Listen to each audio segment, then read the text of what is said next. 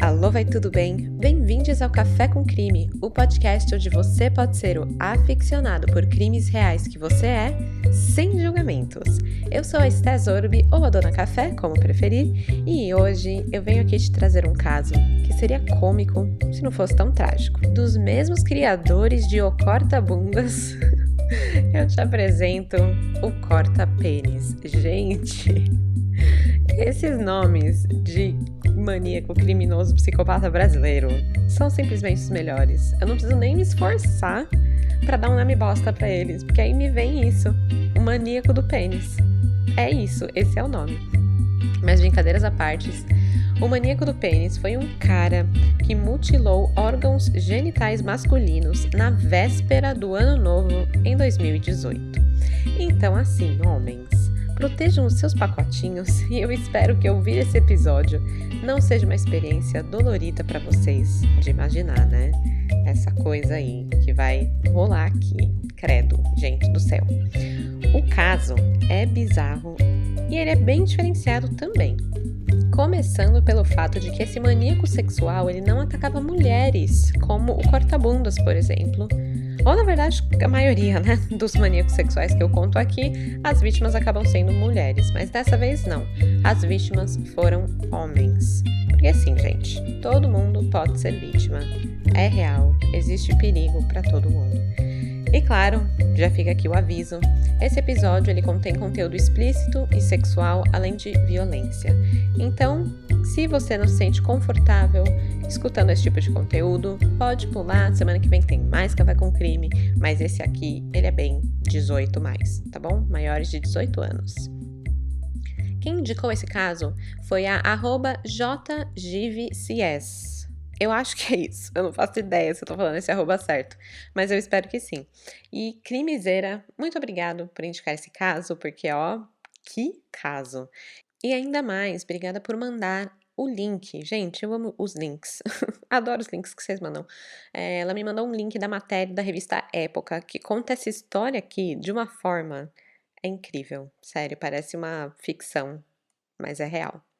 E aproveitando o gancho, deixa eu te falar de onde eu tirei as informações que vão aparecer nesse episódio.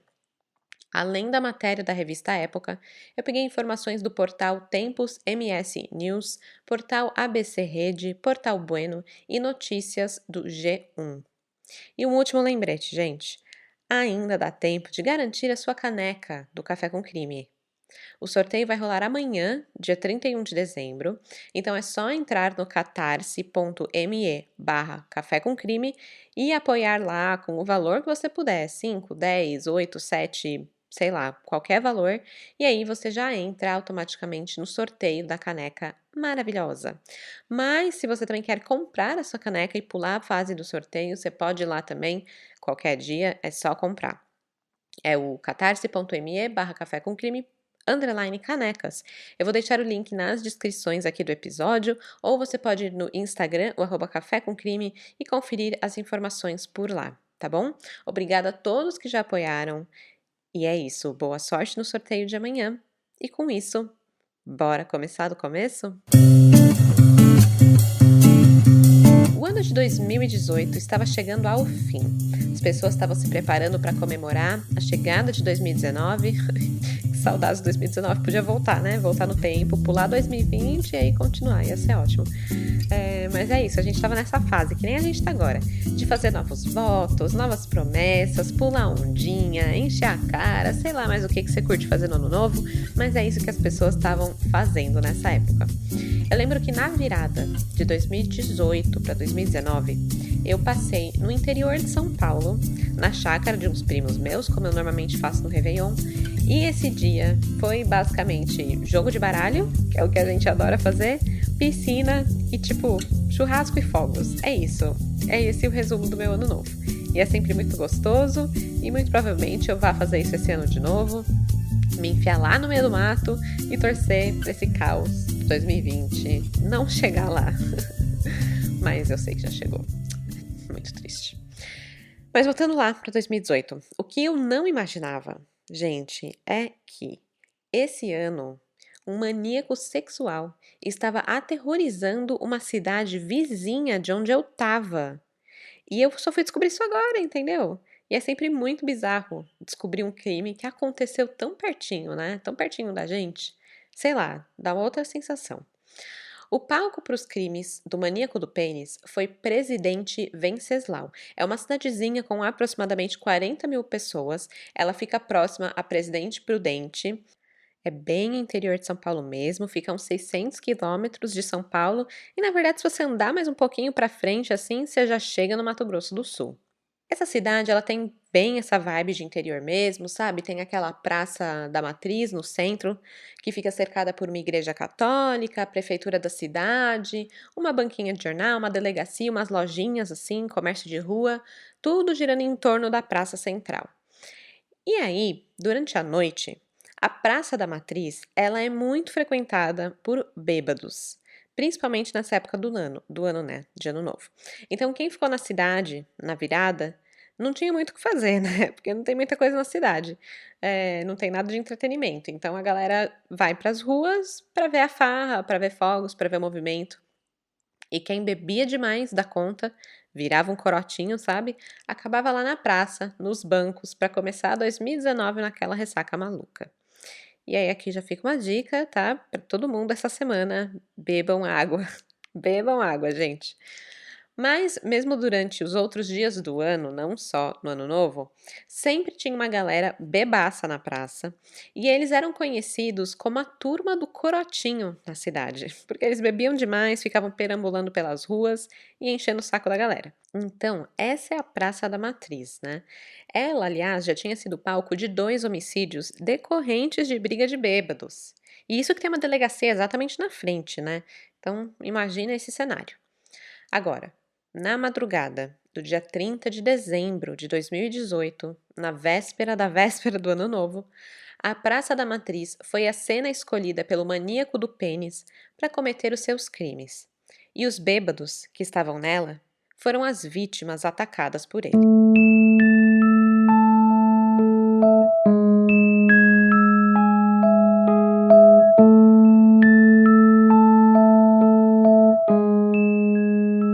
Naquela madrugada, Luiz Carlos da Silva, de 48 anos, ele tinha saído para beber, como de costume.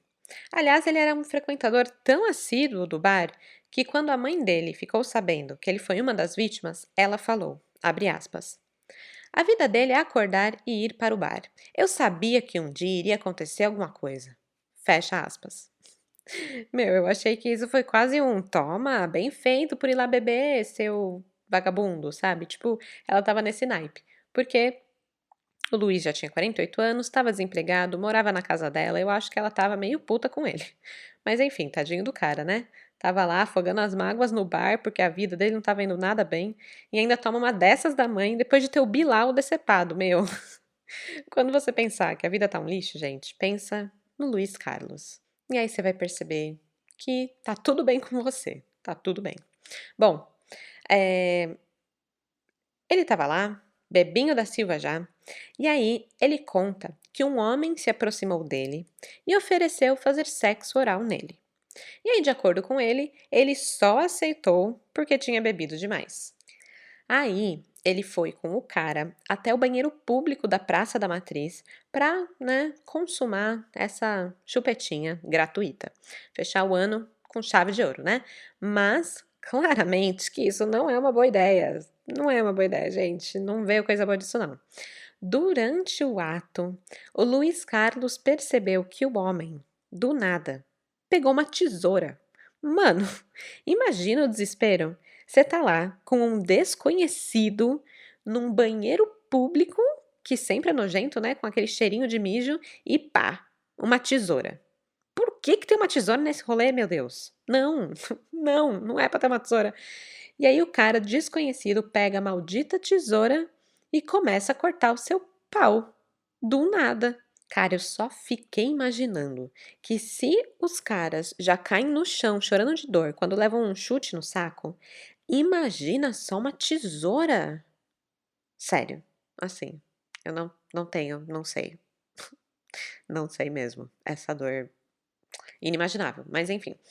A reação do Luiz Carlos foi de dar um tapa no rosto do agressor, ali na altura da orelha, né. Ele devia estar com tanto ódio que o tapa deve ter estourado o tímpano do maníaco, né. Ou na verdade, se bem que ele estava bem bêbado, então talvez a mira estava meio errada, deve ter dado um tapa meio torto.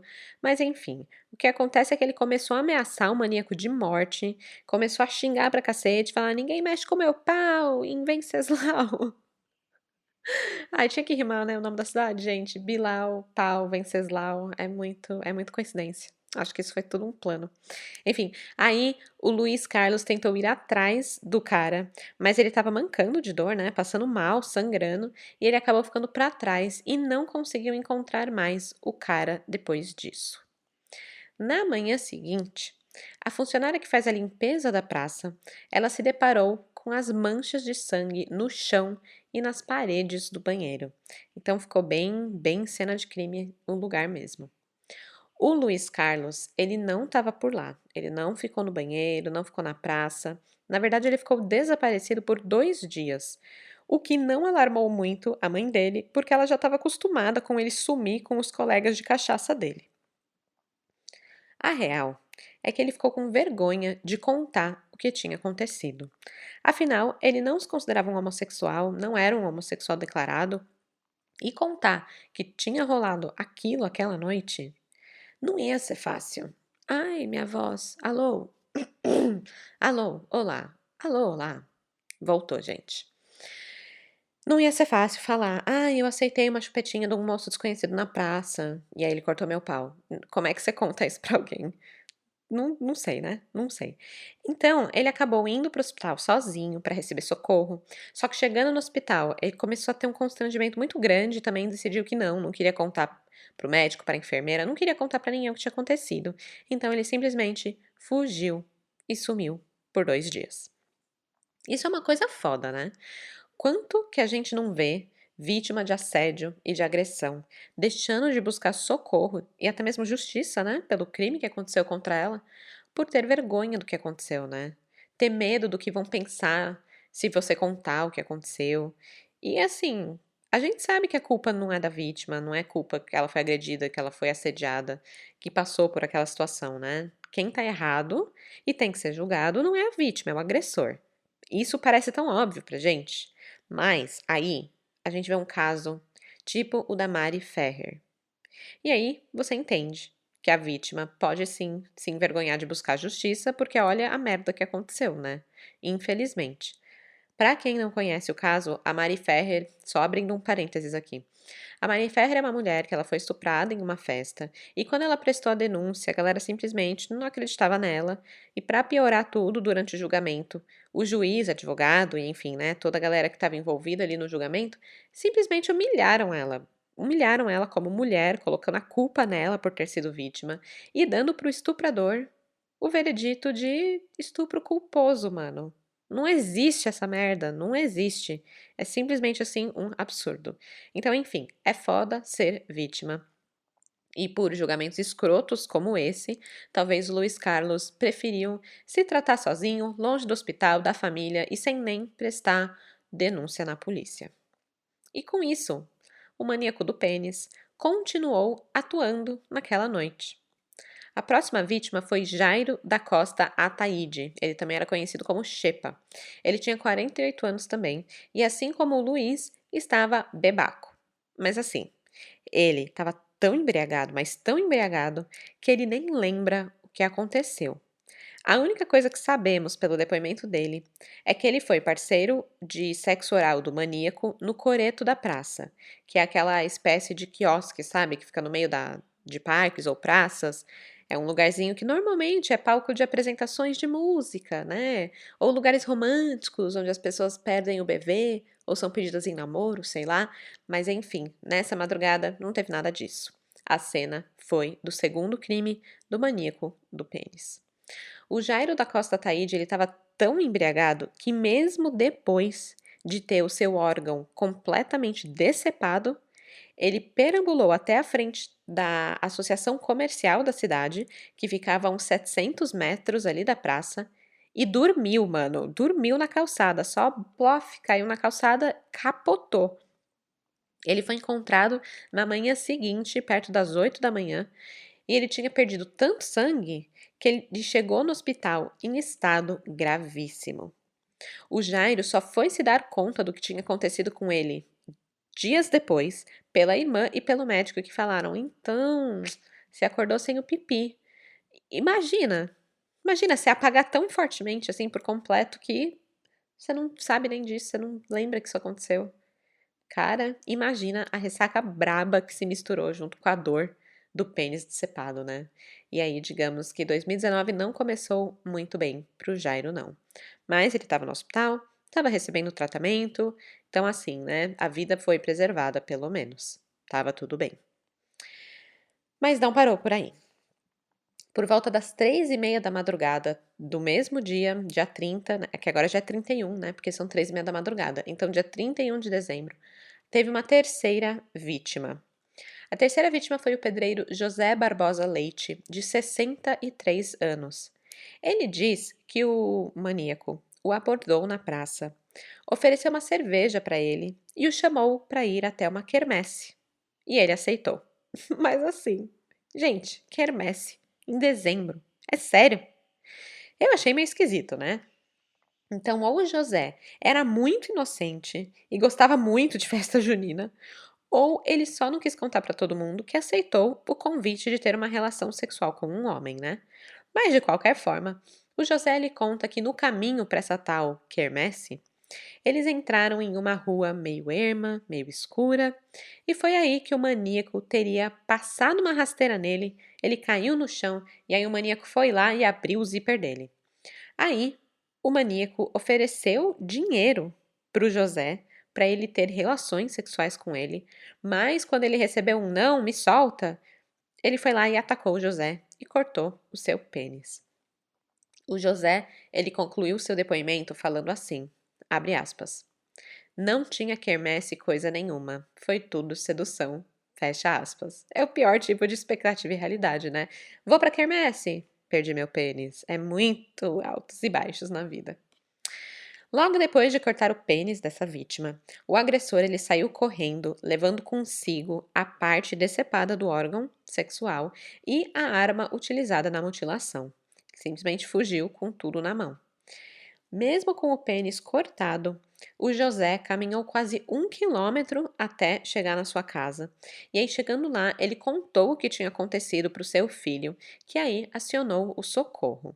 Esse aqui eu achei da hora, porque por mais que ele pudesse sofrer qualquer consequência, retaliação e tal, por ser casado, ter 3 filhos e ter passado por essa situação, ele chegou em casa, abriu o jogo, falou o que aconteceu e buscou socorro.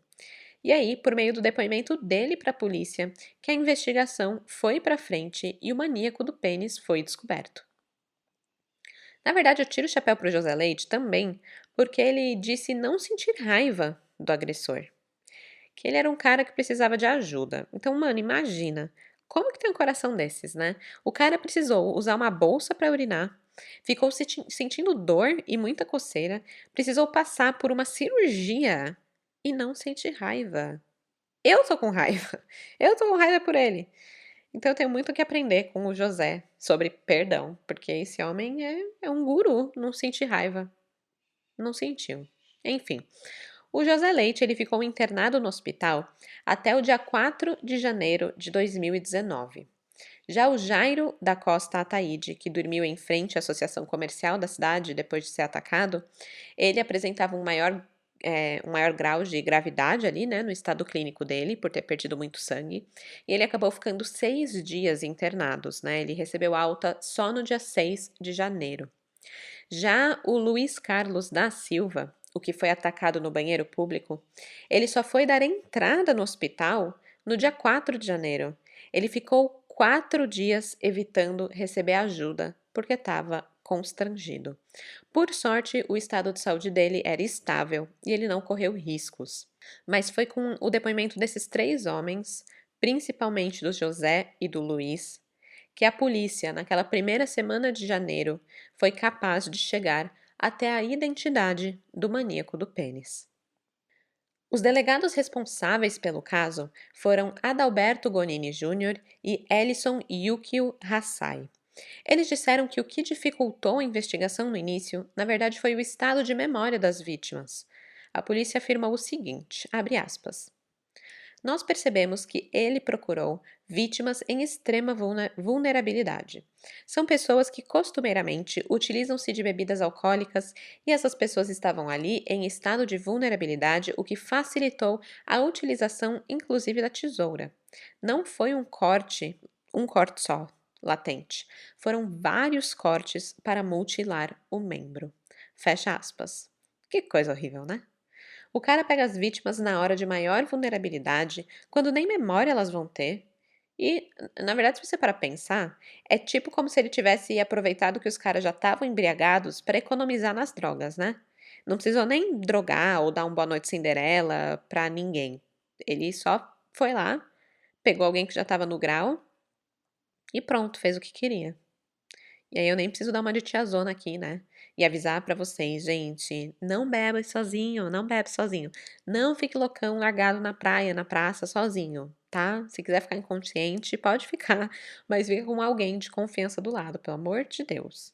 Bom, depois de colher os depoimentos e entender onde aconteceram os crimes e pegar mais informações, né, descrição do maníaco do pênis, os delegados foram às ruas para coletar imagens de câmeras de segurança que tinham ali nas lojas, na banca, na igreja, enfim, toda a região, e também procurar por testemunhas. Eles imaginaram que se tratava de um crime de cunho sexual, porque se tratava, né? Foi um crime sexual. Mas aí eles começaram a abordar pessoas que trabalhavam nessa área, né? Então eles abordaram travestis, prostitutas, a galera que trabalhava ali naquela região da praça onde os crimes aconteceram. Só que, né, foi meio não, moço, não foi isso, porque eles não encontraram nenhuma pista entre os trabalhadores sexuais. Os delegados eles afirmaram que esse crime era muito diferente, porque não se tratava, por exemplo, de uma mutilação por vingança, que normalmente quando eles pegam esses casos de alguém que teve um pênis decepado, é porque teve uma mulher que foi traída e aí ela foi lá e cortou o pau do cara. Mas não era isso. E eles também rapidamente chegaram à conclusão que não foi nenhum tipo de perseguição e nem de satanismo, ou enfim, qualquer coisa que a polícia já tivesse visto ou lidado antes em casos que tenham decepção. Decepção não é uma palavra, né? Decapitação de pênis. Não, decepção, não sei. Mas que cortam o pênis. Por isso, os delegados chegaram à conclusão de que se tratava de alguém extremamente sádico que fez aquilo por querer, porque simplesmente queria, estava com vontade, foi lá e fez. Então, começaram a procurar esse perfil de pessoa. A primeira informação relevante na busca por esse criminoso veio da câmera de segurança de uma loja próxima ali da Praça da Matriz. Pelas imagens da câmera, era possível ver uma das vítimas cruzando a calçada e com ela tinha um homem desconhecido. Além disso, uma testemunha informou que realmente tinha presenciado uma das vítimas na praça da Igreja Matriz na companhia de outro homem naquele dia.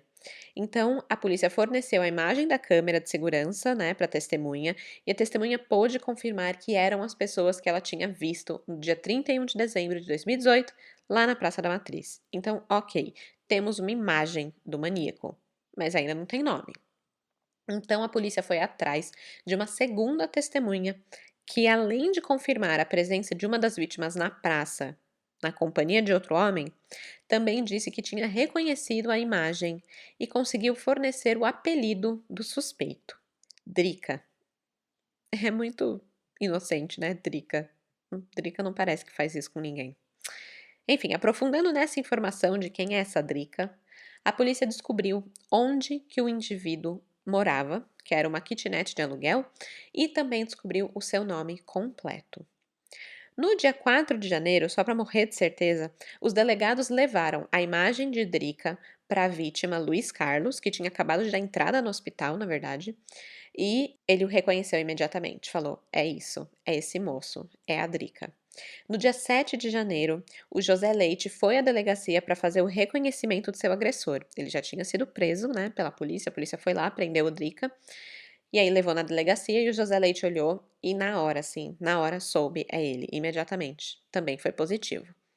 E foi assim que a polícia pôde concluir, com total certeza, que o maníaco do pênis Era o homem que chamavam de Drica, e o seu nome completo era Wellington Carlos de Oliveira, um homem de 43 anos.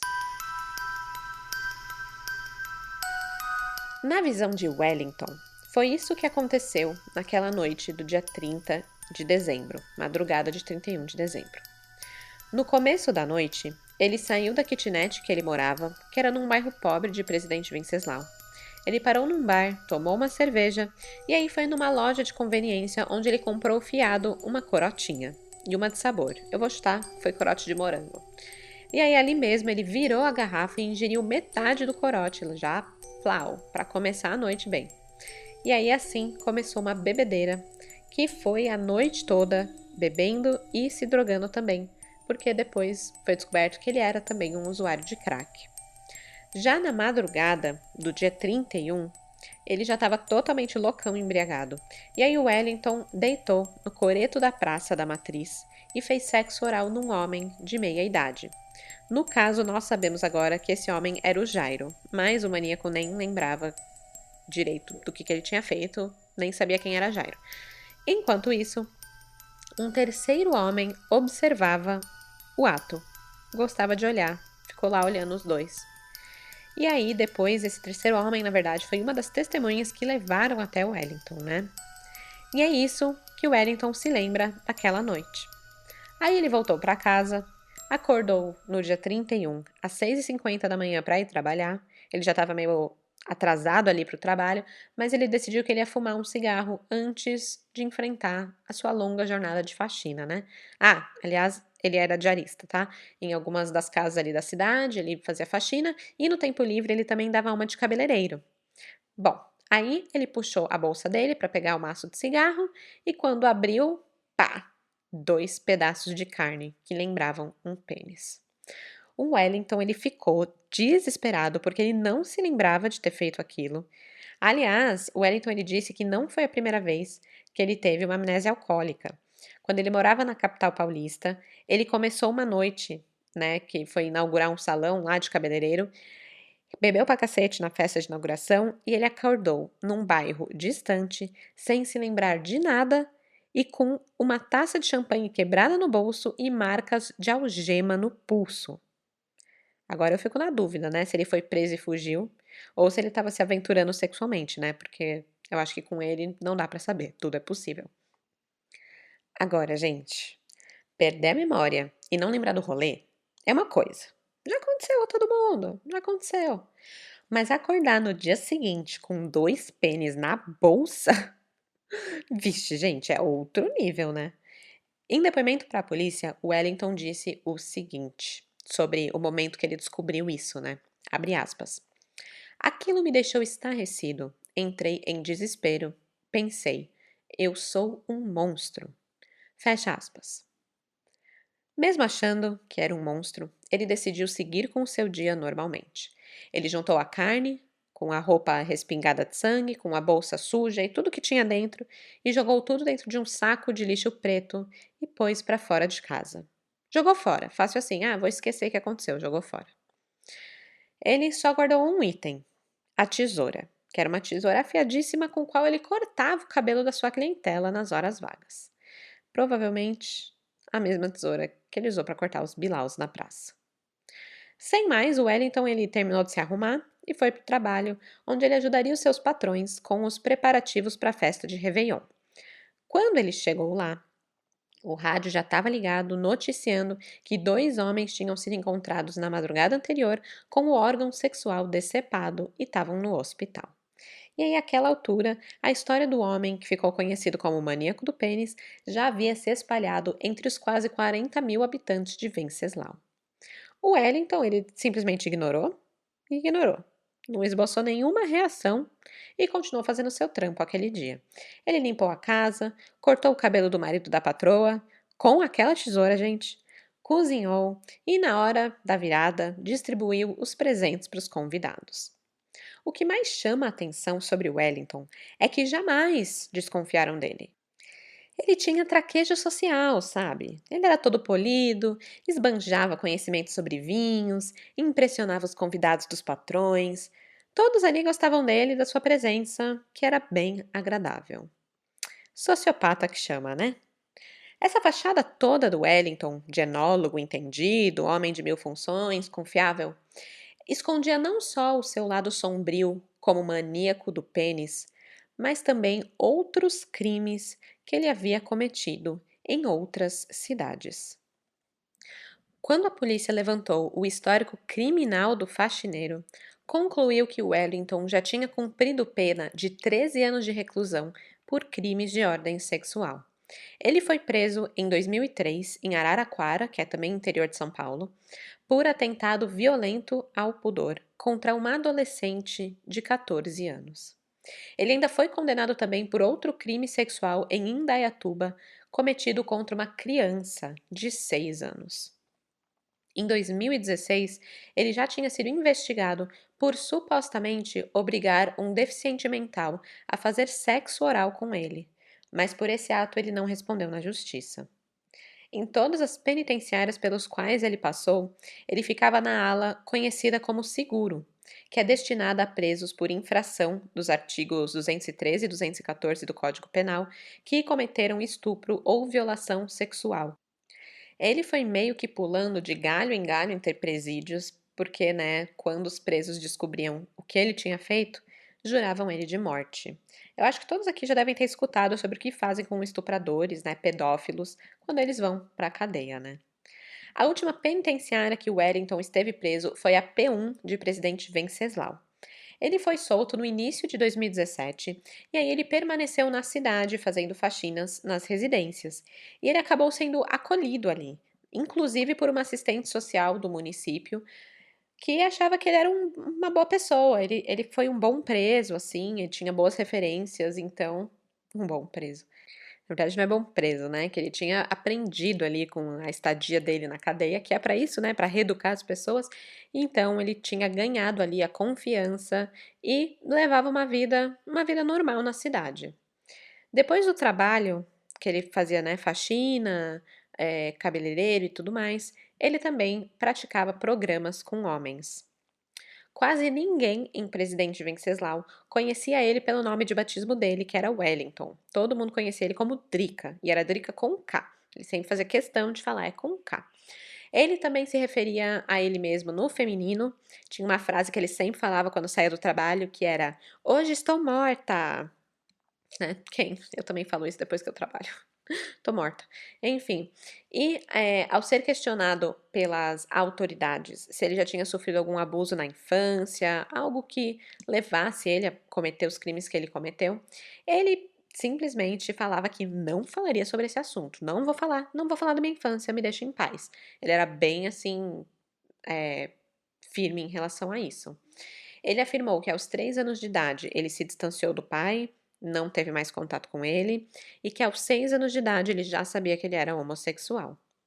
No ano 2000, ele passou por um trauma muito grande que o transformou. Naquele ano, a sua mãe morreu por complicações cardíacas decorrentes de uma doença que ela já tinha há muito tempo. E aí, com 24 anos, ele meio que fica órfão, fica extremamente abalado com a perda da mãe e passa a usar medicamentos para transtornos mentais, como o Neosine, que é uma espécie de calmante.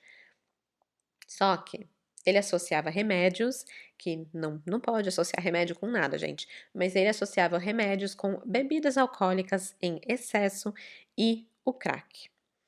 E aí ele estava nessa fase na bad, no fundo do poço, e ele deu início a uma peregrinação por vários estados, porque ele simplesmente não conseguia mais encontrar o seu lugar, né? O lugar dele era a mãe dele e isso não existia mais. Então ele morou em cidades de Pernambuco, do Ceará, do Paraná, de São Paulo, de Minas Gerais, realmente passou por vários lugares. E a sua irmã, ele tinha uma única irmã, e ela fala que ele sempre teve um comportamento esquisito e que não foi com a morte da mãe que isso veio à tona. Ele sempre foi meio agressivo. Para ela, ele sempre pareceu conturbado, manipulador e com um senso de realidade incomum, por muitas vezes fantasioso. Depois que ele foi preso em 2003, ele dividiu cadeia com um detento conhecido por infrações da mesma natureza que ele, né? sexual, estupro, etc. Adivinha quem foi? Adivinha, gente, vocês conhecem, vocês sabem quem é. Adivinha só. Esse moço, esse cara, ele sempre dá um jeito de aparecer aqui nos episódios do Café com Crime, e eu nunca nem fiz um episódio sobre ele, mas eu já falei dele aqui. Pois é, o Wellington ele dividiu cadeia com o motoboy Francisco de Assis Pereira, conhecido como o Maníaco do Parque. Ele foi condenado por matar 7 mulheres e estuprar 9 no final dos anos 90. Mano, eu fico assim, chocada, passada. Como que o Maníaco do Parque tá em tudo, gente. E eu nunca nem falei sobre ele especificamente, mas ele aparece nos casos que eu faço, cara. Tipo, no episódio do Maníaco da Cruz. Porque o Maníaco da Cruz, ele era um adolescente, né? E ele tinha um pôster do Maníaco do Parque pendurado no quarto dele, gente. Ele, tipo, idolatrava o Francisco de Assis Pereira. E queria competir com ele também, queria ter mais vítimas que ele e tal. E aí foi fazer as merdas que ele fez. Se você não ouviu esse episódio, procura lá, Maníaco da Cruz. O Maníaco do Parque aparece lá. Outro episódio, Maníaco do Cassino, é o episódio 33 também, tá? Próximo aqui, 33. Ele também é outro que tinha o Francisco como alvo, assim, ele queria competir com ele. Ele queria ter mais vítimas que o motoboy paulista. Ele chegou a se autodenominar de o motoboy do Sul, uma competição direta. O Maníaco do Parque. É bizarro isso, bizarro. E agora, o Maníaco do Pênis também menciona o Maníaco do Parque. Mas dessa vez é por ter sido colega de cadeia dele, né? Gente, sério, eu vou ter que fazer um episódio sobre o Francisco de Assis Pereira. Eu gosto mais de falar de gente desconhecida, de casos assim e tal, mas ele faz questão de invadir o Café com Crime. Que horror pra você. Bom, enfim. O Wellington, ele conta que ele dividiu, né, a mesma cadeia ali com o Francisco, só que eles ficavam em alas diferentes e por isso eles não tinham contato. Só que ele fala assim: gente, uma vez eu encontrei ele na retirada do Sedex. E eu achei esse comentário meio bizarro, né? Porque mostra que o maníaco do parque é real uma celebridade no meio dos criminosos. É tipo, nossa, eu vi o Caio Castro nos Correios, gente. Quero muito pedir uma selfie com ele, mas fiquei com vergonha, sabe? Tipo, parece isso. Falou assim do maníaco do parque. Eu acho escroto. E eu não sei porque eu falei do Caio Castro, eu nem gosto muito dele. Mas foi o primeiro que veio na minha cabeça. Enfim. Nessa penitenciária 1 de Presidente Venceslau, o maníaco do pênis ele ficou preso por cerca de 2 anos pelos crimes que ele cometeu lá em 2003. Ele era tido como um preso exemplar, ele trabalhava na cozinha e fazia até a comida dos seguranças. No dia 5 de julho de 2014, ele ganhou liberdade e foi morar em João Ramalho, que é uma cidadezinha bem pequena de 5.000 habitantes no interior de São Paulo.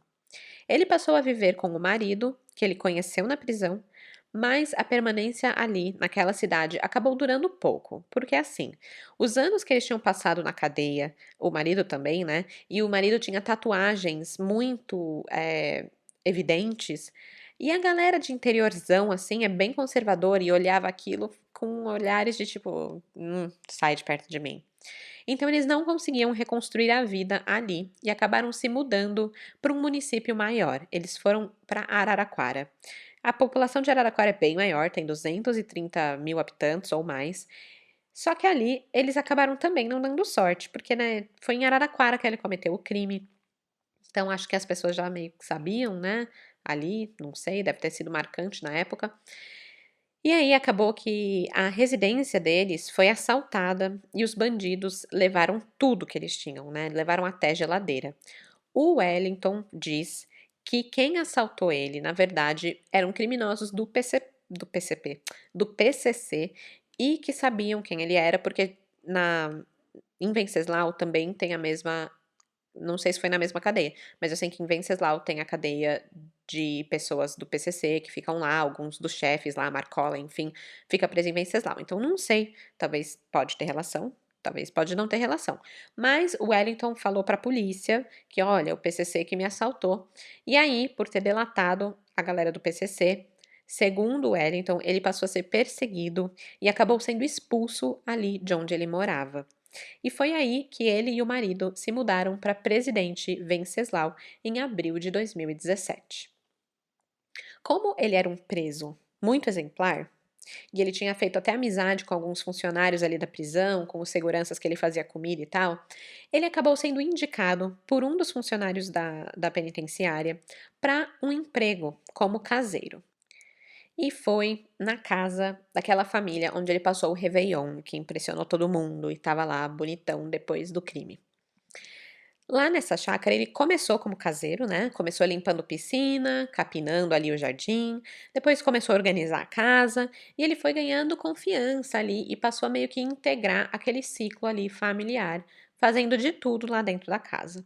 Além disso, ele fazia bico como diarista em outras residências e um ia indicando para o outro. Gostavam dele e falavam: "Ai, nossa, você não sabe, o meu faxineiro é maravilhoso, leva na sua casa também". É assim que funciona, né? As patroas descrevem ele como, e isso todas elas falam, encantador, extremamente educado, respeitoso, carinhoso, solícito, agradável, engraçado, tipo, tudo de bom. Elas também afirmam que ele era um ótimo profissional, ele era pontual, dono de várias habilidades, um faxineiro acima da média. E uma das ex-chefes disse que ele tinha a força de um homem e a sensibilidade de uma mulher. Ai, que bosta. Mas a questão é que a personalidade dele era tão cativante, ele era tão sedutor, que um dos filhos da ex-patroa, que costumava implicar com homossexuais, ou seja, ele era homofóbico, ele acabou aceitando o Wellington na sua casa. Quando o Wellington foi preso, ele estava trabalhando em pelo menos 14 casas da cidade como diarista, fora os bicos como cabeleireiro, né? 14, cara, é muita coisa, é muita gente. Realmente um conquistador. Uma das ex-patroas de Wellington era a professora de educação física Andrea Boscoli. Ela o conheceu num churrasco, quando ele ainda era caseiro da chácara, e aí eles tomaram uma cerveja juntos, conversaram por horas, e eles tinham um assunto em comum. Acontece que o sogro da Andrea, ele era agente penitenciário, então ele conhecia Wellington. Aí, tempos depois, ele começou a trabalhar na casa da Andrea, da irmã dela e da mãe dela. Então, assim, a Andrea sabia que ele já tinha sido preso, mas isso não incomodava ela. Isso porque ela não sabia o real motivo pelo qual ele tinha sido preso. O Wellington, ele obviamente omitiu que ele foi preso por estupro, né? Ele contava na cidade que o seu marido era viciado em drogas e a polícia entrou na sua casa e prendeu os dois. E aí, por serem pobres, gays e não ter condições de pagar um advogado, ele acabou ficando preso. O que assim, né, gente, acontece, deve acontecer aqui no sistema, porque nosso sistema é todo cagado. Mas é uma história credível, né? Dá pra acreditar. E a galera acaba sentindo pena dele, quer ajudar e tudo mais, e contrata ele. Então o cara realmente é um puta de um manipulador, sociopata, né? Depois de descobrir a verdade, a Andrea ficou assim, chocadíssima, porque ela já tinha deixado o Wellington sozinho em casa com a filha de 15 anos dela. Naquela virada de ano de 2018 para 2019, a Andrea tinha contratado o Wellington para cuidar de seus dois cachorros, já que ela estaria viajando lá no litoral paulista, etc. E ela tinha uma confiança tão grande nele que ela tinha pago adiantado R$ 100 para ele, entregou o controle remoto do portão da casa dela e deixou tudo livre acesso para ele. O Wellington acabou sendo preso no primeiro dia em que Andrea estaria no litoral com a família. Então, assim que ela soube, ela cancelou seu Réveillon, Réveillon, palavra engraçada. Ela cancelou seu Réveillon e voltou para Presidente Venceslau. E aí, ao falar sobre Wellington, a Andrea disse algo interessante que faz a gente parar para pensar. Ela disse o seguinte, abre aspas, tenho pena dele, não tenho raiva, acredita? Para nós é muito claro que se ele tivesse sido tratado em vez de largado na cadeia, poderia não ter cometido esses novos crimes. É interessante isso, porque a gente tem essa discussão, né, sobre a função do sistema prisional do Brasil. Em teoria, a prisão deveria servir para reeducar o cidadão, dar condições para ele viver em sociedade, seguindo as regras, respeitando o ser humano, o seu próximo, né? A cadeia devia servir para isso. Mas quantos casos que eu já contei aqui que tivemos criminosos saindo da cadeia e voltando a cometer os mesmos crimes, ou até mesmo cometendo crimes piores que os anteriores, né? E o mais interessante ainda dessa frase da Andrea é que ela usa a palavra tratar. Se ele tivesse sido tratado. E aí, vemos casos de pessoas que sofrem de doenças mentais e ficam retidos em instituições psiquiátricas para tratamento meio que perpétuo, né? Porque tem coisa que não se cura, né? Não dá, a pessoa precisa ser tratada mesmo. Mas tem sim pessoas que conseguem ser tratadas, receber atenção médica, que talvez eles nunca tenham recebido na vida, e se equilibrar, buscar esse equilíbrio, esse ponto onde eles conseguem viver em sociedade. E aí fica o questionamento: será que o caso do Wellington é um caso que poderia ser tratado? Bem, as autoridades concluíram que o maníaco do pênis tem desvio de personalidade. De acordo com o delegado do caso, o Adalberto Gonini, ele deve ser tratado como um psicopata de crimes sexuais. Além dos assédios que ele já tinha cometido, do estupro que ele já tinha cometido e desse ato de decepar os pênis, uma coisa chamou a atenção também. O Wellington, ele disse que ele tem uma parafilia, que é um distúrbio psíquico chamada de podolatria. E, gente, desculpa, porém, ai, que agonia! Olha isso! Podolatria se caracteriza pelo desejo por pés. E no caso do Wellington, pés de homens. E tipo, não é qualquer desejo, não. É um bagulho incontrolável, tão incontrolável que ele ia nas ruas ou nas praças, procurava por moradores de ruas e acariciava com a boca o dedo dos pés desses homens. Oh, meu Deus! Não dá, não dá. Que nojo. Eu não sei lidar com essa informação. Eu não sei, porque assim, eu normalmente já tenho nojo de pé. Eu odeio pé, não gosto de pé, acho pé feio. É feio, é horrível. Eu acho que eu sou antipodólatra. E ainda mais, pé de morador de rua, gente. Imagina a crosta de sujeira de um cara que anda descalço pela cidade. Não dá, não dá. E o Wellington ia lá e chupava o dedo deles. Ai, que horror. Pra mim é tipo lamber a calçada. É lamber a rua. Ai, Jesus, é muito nojento. Eu não consigo. Eu vou pular essa parte da podolatria, porque assim, não dá pra mim, mas só pra vocês ficarem sabendo que é isso, o Wellington tinha isso daí. E ok, gente, pode ser um gosto pessoal, tudo bem, não tô julgando fetiche de ninguém, respeito fetiche, mas a gente tá falando de uma questão de higiene aqui, né, de saúde. O cara ia lá lambia o pé do mendigo que tá preto de crosta de sujeira de rua. É nojento. Não tem outra questão, é nojento. Mas enfim, o ponto aqui é o seguinte. Se agora o Wellington estava sendo diagnosticado com um transtorno de personalidade, psicopatia, por que ele não foi antes? E será que poderiam ter evitado esses crimes que aconteceram no Réveillon se ele tivesse sido tratado antes? Eu encontrei um estudo da pesquisadora Ana Cecília Chaves, que tenta mensurar a deficiência de diagnósticos referentes à saúde mental dos presos. E aí foi assim: ela entrevistou 116 detentos nas 3 maiores penitenciárias mineiras, como parte da tese do doutorado dela para a USP. Ela estava buscando indivíduos, pessoas com transtornos de personalidade, porque esse é um dos tipos mais comuns de passar despercebido. É difícil ter um diagnóstico, sabe? Não é uns 15, 20 minutinhos de conversa ali na perícia que vai fazer a pessoa perceber isso. É um trabalho muito mais profundo, né? E esse tipo de transtorno de personalidade, qualquer um deles, é o que pode trazer mais sérios problemas para a convivência em sociedade. Tanto que a gente vê muito dos casos de maníacos, de psicopatas, serial killers, sofrem de algum tipo de transtorno, né, de personalidade. Bom, os mais comuns, né, desses transtornos é o antissocial, o borderline e a paranoide. E adivinha só? Ela descobriu que quase 57% dos detentos entrevistados apresentavam algum transtorno de personalidade. 57%. Mas só 6% haviam sido diagnosticados oficialmente dentro das ações penais. Não é muito bizarro isso? Mais da metade tem algum transtorno e quase ninguém é realmente diagnosticado.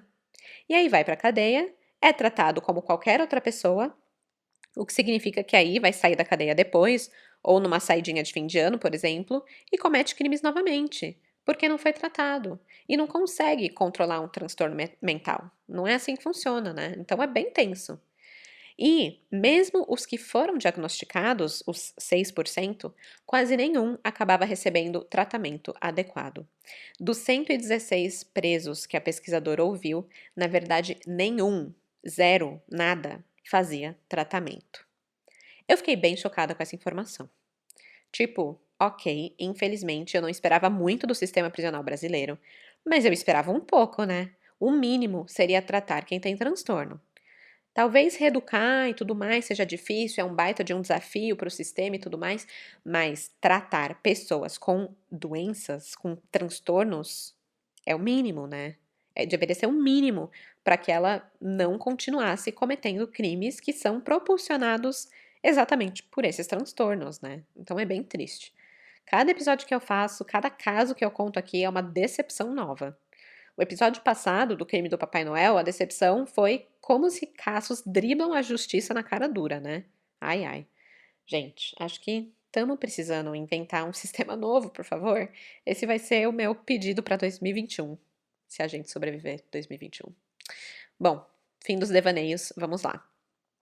Os casos do maníaco do pênis, eles foram registrados como lesões corporais gravíssimas. Eles foram formalizados, né, as provas, tudo bonitinho, e aí expediram uma medida de urgência para prisão preventiva do Wellington. E aí também foi expedido um mandado de busca domiciliar, que foi, né, concedido pela Justiça, e aí no dia 4 de janeiro foi efetuada a detenção do Wellington.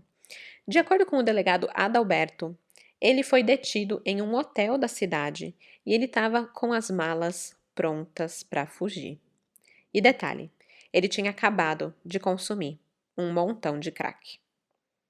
Ao confessar os crimes na delegacia, ele disse que durante a prática desses crimes ele também estava sob o efeito de drogas e álcool. No primeiro depoimento que ele deu às autoridades, ele não negou que cometeu os crimes, mas ele também não admitiu. Ficou em cima do muro.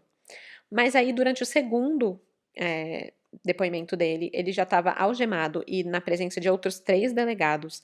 E aí ele contou tudo e foi num tom bem assim, fiz isso aí mesmo. Fiz, sim, foi sim. Tipo, não parecia que ele tinha acabado de confessar 3 crimes horríveis, que teriam um julgamento pela frente duríssimo, que ele ia voltar pra cadeia e tudo mais, né? Não parecia. A voz dele, na verdade, normalmente era bem alta, ele ficava interrompendo os interrogadores boa parte do tempo, e a certa altura, ele na verdade se mostrou bem impaciente com as perguntas. Tipo, perguntaram assim pra ele: "Quando que você amolou a tesoura usada nos crimes pela última vez?" E aí ele ficou putaço e respondeu: "Tesoura de cabeleireiro não se amola, né? Ugh, que saco." Tipo, nesse tom. Com 16 minutos do interrogatório, 16 minutos só, é pouca coisa. Ele já pediu para o interrogatório ser interrompido porque ele já tinha confessado e ele estava sentindo que aquela conversa só estava servindo para expor a sua condição. O curioso é que o único momento que ele demonstra emoção foi ao falar de como ele decepcionou os funcionários da cadeia agora que ele teria que voltar para lá. E aí, com isso, ele ameaçou querer chorar. Ele ficou realmente mal com isso. O que eu acho que pode ser algum traço, né, da personalidade dele, deve ter alguma coisa psicológica aí por trás, porque ele estava mais preocupado e arrependido por ter decepcionado os funcionários da cadeia do que buscando perdão ou demonstrando arrependimento pelo que tinha feito com as vítimas, sabe? Quando a polícia questionou Wellington do motivo do crime, a resposta também foi bem broxante. Tive um lapso de consciência, não sei. Foi isso.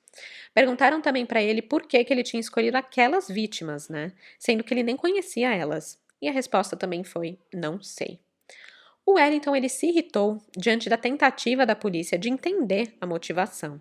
Ele ficava falando, abre aspas, não sei, doutor, porque eu estava alcoolizado, surtado, porque eu sou um monstro, eu faço a mesma pergunta para você. Fecha aspas. E aí, para botar um fim na conversa, ele começou a responder assim para tudo.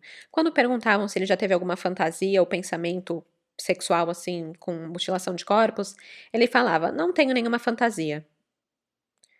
Quando perguntavam se ele era sádico, falava: "Não, eu sou normal." Quando perguntava se ele assistia a filmes de mutilação, ele falava: "Não.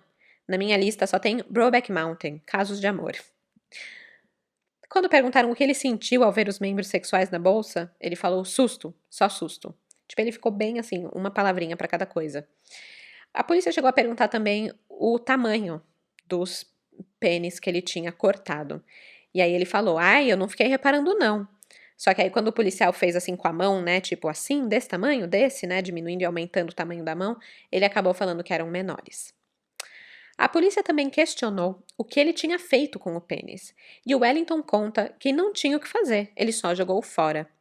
Como era feriado de Réveillon, o recolhimento do lixo demorou 2 dias para ser feito naquele dia, mas quando a polícia foi procurar, a sacola já tinha sido descartada. E os pênis nunca mais foram encontrados.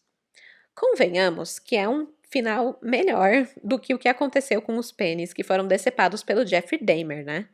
Diz a história que em 1991, 2 policiais foram levados para o apartamento do Dahmer por um homem encontrado correndo, ainda algemado pelas ruas.